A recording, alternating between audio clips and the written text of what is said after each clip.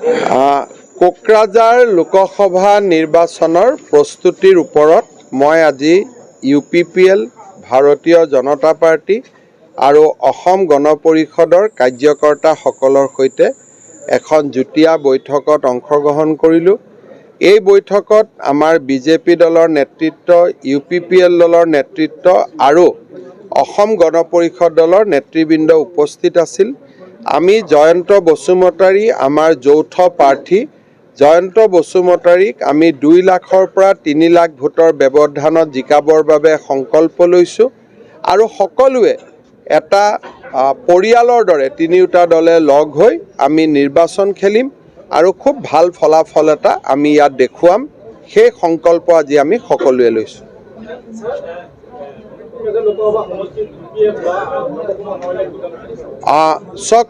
আমি যোৱা নিৰ্বাচনবিলাকৰ যদি ফলাফল চাই বিধানসভা আৰু BTC কাউন্সিল, এই দুইটা কাউন্সিলৰ যদি ফলাফলসমূহ চাই তেতিয়াহ'লে আমি 1.5 লাখৰ পৰা 2 লাখ ভোটত আগত আছোঁ।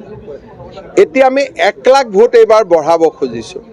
BTADৰ যিটো শান্তিৰ পৰিৱেশ, BTADৰ যিটো বিকশিত পৰিৱেশ, এই পৰিৱেশটো সুবিধা লৈ আমি ৰাইজৰ পৰা এইবাৰ 2.5 লাখ ভোটত জয়ন্ত বসুমতাৰী জিকক তেনেকুৱা আমি আশীৰ্বাদ বিচাৰিম।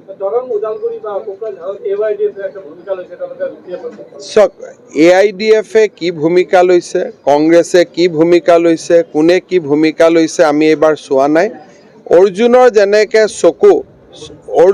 যেনেকৈ চকু চৰাইৰ চকুত আছিল, তেনেকে আমাৰ চকু এইবাৰ মোদী ডাঙৰীয়াত, যে মোদীক আমি জিকাব লাগে। বাকী আৰু কোন দলে কি কৰিছে এইবিলাকত আমি বৰ বেছি সোমাব খোজা নাই। যি কৰে কৰি থাকক। যোৱা কালি এটা দুৰ্ভাগ্যজনক ঘটনা এটা গুৱাহাটী IITত দেখা গৈছে আৰু এজন নহয়, আমাৰ মনে হয় তাত আৰু এজন তেনেকুৱা ছাত্ৰ আছে। ইয়াৰ ওপৰত পুলিচে তদন্ত কৰিছে আৰু তদন্তত দেখা গৈছে যে ছাত্ৰকেইজন একেবাৰে দুজনকৈ, বিশেষকৈ এজনক আমি পাইছোঁ, এজনক পোৱা নাই। আমি হয়তো পাই যাম আজি। কমপ্লিটলি ৰেডিকেলাইজ হৈ আছে থট প্ৰচেছটো। তেওঁলোকৰ দেউতাক মাককো আমি খবৰ দিছোঁ, দিল্লীৰ হয়, বাটলা হাউচৰ কাষৰ পৰা তেওঁ ল'ৰাজনৰ ঘৰ। দেউতাক মাককো আমি খবৰ দিছোঁ, আমাৰ চেণ্ট্ৰেল এজেঞ্চিকো আমি এলাৰ্ট কৰিছোঁ। কিন্তু ল'ৰাজনৰ লগত কথা পাতিলে গম পোৱা যায় যে হি ইজ কমপ্লিটলি ৰেডিকেলাইজ।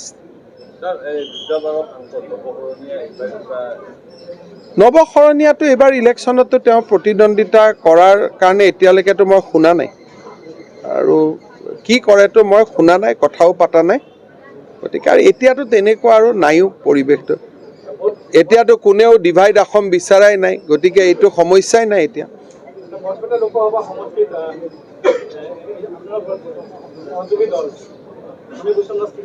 মই এতিয়া ফণিদাৰ ঘৰতে গৈ আছোঁ। মোৰ টাৰ্গেট আছে বৰপেটা 3 লাখত জিকা। 13খন ট্ৰাই কৰি আছোঁ। 11খনতো জিকিমেই, 2খনো যদি জিকিব পাৰোঁ ভাল হয়। Target 13, 11 confirm. কংগ্ৰেছৰ ডাউট আছে, এইবাৰ চিট পাবও পাৰে নাপাবও পাৰে। পালে এখন পাব পাৰে, নাপালে নাপাব পাৰে।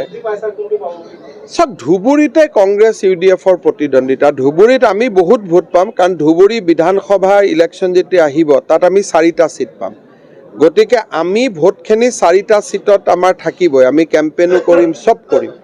কিন্তু হ'লেও ধুবুৰীত মই নাভাবোঁ যে আমি জিকাৰ পজিশ্যনত আছোঁ। সেইখন এখন কংগ্ৰেছেও পাব পাৰে, UDFেও পাব পাৰে। ৰকিবুল হুছেইন পালেও ভাল, আজমলে পালেও ভাল। আজমলে পালে অলপ মনটো বেছি বেয়া লাগিব, ৰকিবুল হুছেইনে পালে কম বেয়া লাগিব, ইমানেই। নহয়, আজমল মৌলাবাদী বেছি না।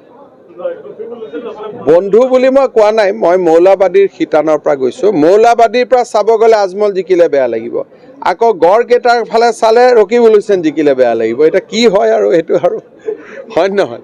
যদি কাজিৰঙালৈকে চাওঁ তেতিয়া ৰকিবুল হুছেইন জিকিলে মনটো বেয়া লাগিব, আকৌ যদি মৌলাবাদী চাওঁ আজমল জিকিলে বেয়া লাগিব। এতিয়া কোনটো হয় এতিয়া দেখা যাব, আৰু দুইটাই জিকিলে মনটো বেয়া লাগিব, কিন্তু অলপ কম বেছি আৰু হ'ব।